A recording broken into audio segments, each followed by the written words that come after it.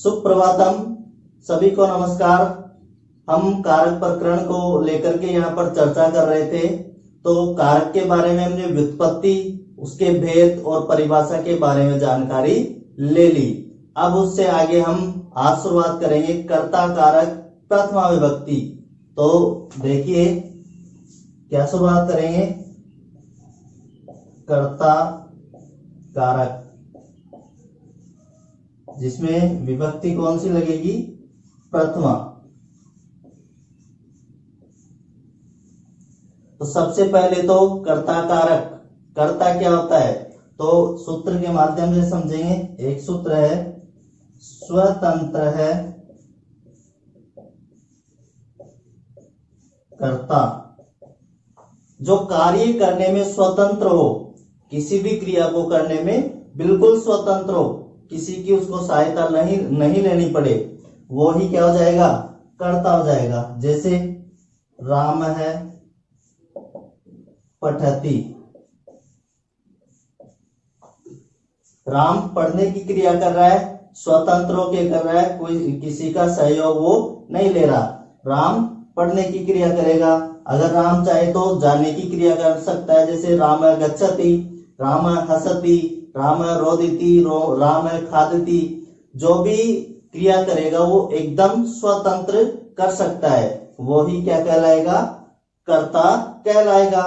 और जो कर्ता होगा उसमें विभक्ति का कौन सी विभक्ति होगी, प्रथमा विभक्ति।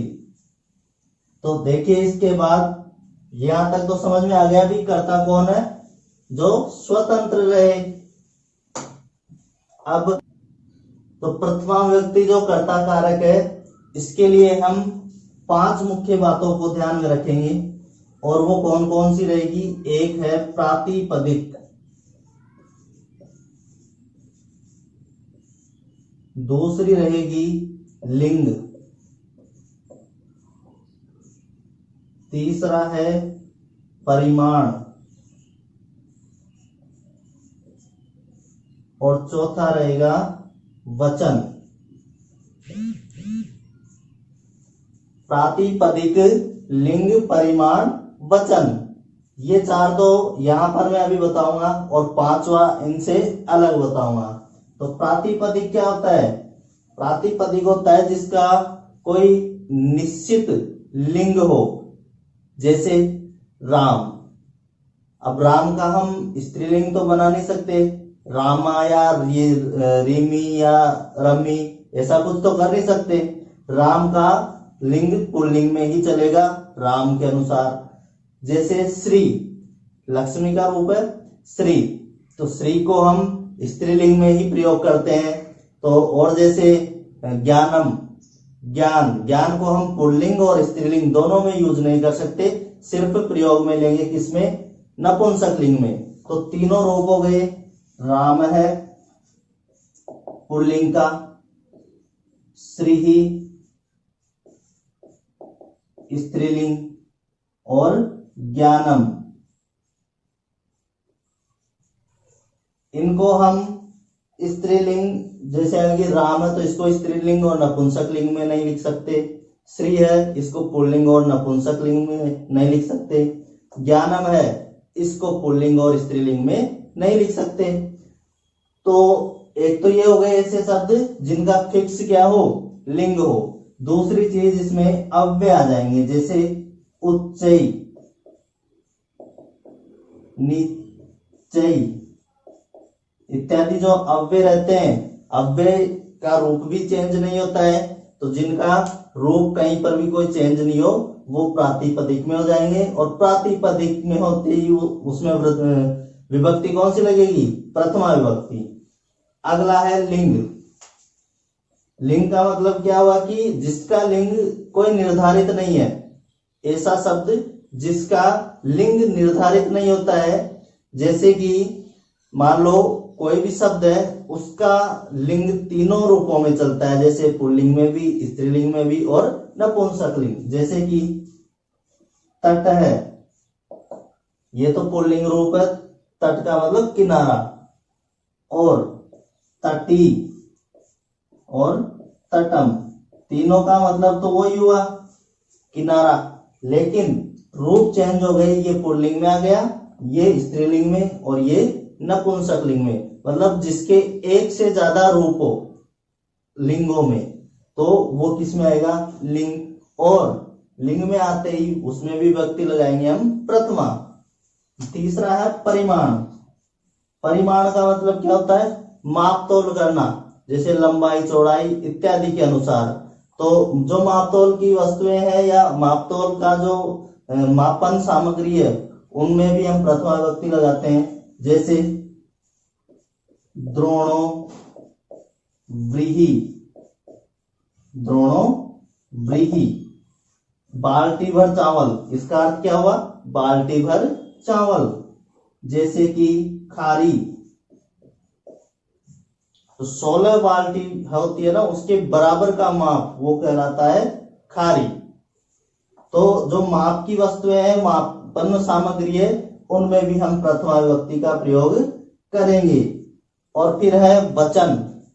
वचन मतलब एक वचन, द्विवचन और बहुवचन होते हैं। तो जो संख्याएं आ गई वो सारी इस वचन में आएगी और वचन में आने के बाद उसमें प्रथमा विभक्ति भी हो जाएगी। जैसे एक है, दो द्विवचन, त्रय है या बहव है, बहुत सारे संख्याएं आ गई तो ये संख्याएं भी किसमें आएगी, प्रथमा विभक्ति में आ जाएगी। इनमें भी कर्ता कारक हो जाएगा। इसके बाद ये 4 पॉइंट हो चुके, स्क्रीनशॉट लो तो ले लो। और इन चारों के बाद हम जो 5वां बिंदु मैंने छोड़ा है उसके बारे में चर्चा करेंगे अभी। ठीक है, आगे बढ़ते हैं।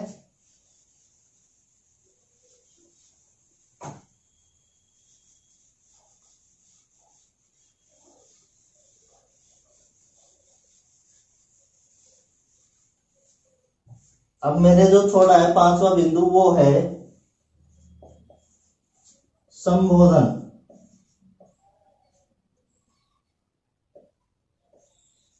क्या छोड़ा है, संबोधन।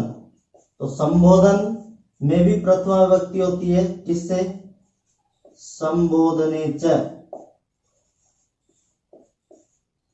संबोधने च। इस सूत्र से जो संबोधन है उसमें भी प्रथमा विभक्ति हो जाती है। जैसे कि हे राम, जैसे हे कृष्ण, हे हरे। तो इन सब में भी क्या होगी, प्रथमा विभक्ति का प्रयोग कर देंगे। संबोधन जो भी आएगा संबोधन में हम प्रथमा विभक्ति लगाएंगे। लेकिन जो संबोधन है इसको हम एक अलग अर्थ भी देते हैं, इसको बोलते हैं संबुद्धि। क्या बोलते हैं, संबुद्धि। संबोधन को संबुद्धि भी बोलते हैं अलग से।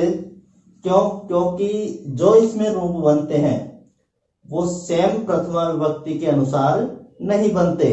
जैसे राम है बनता है तो मैंने यहाँ विसर्ग नहीं लगाया है, नहीं लगाया ना। तो ऐसे ही जो भी प्रथमा विभक्ति के रूप बनते हैं वो सेम नहीं होते हैं, इसलिए इसको संबुद्धि भी बोलते हैं। तो इस तरह से हमारा जो कर्ता कारक है वो आज समाप्त हुआ है। यहाँ पर आज इसको विराम देते हैं और कल आपके लिए अगला कर्म कारक जो हमारा रहेगा उसके बारे में हम चर्चा करेंगे। तब तक कर्ता कारक में से जो समझ में नहीं आया हो वो आप कमेंट में लिख देना, ताकि मैं कल जो वीडियो बनाऊं उसमें आपको एक्सप्लेन कर दूं। धन्यवाद, शुभ दिन।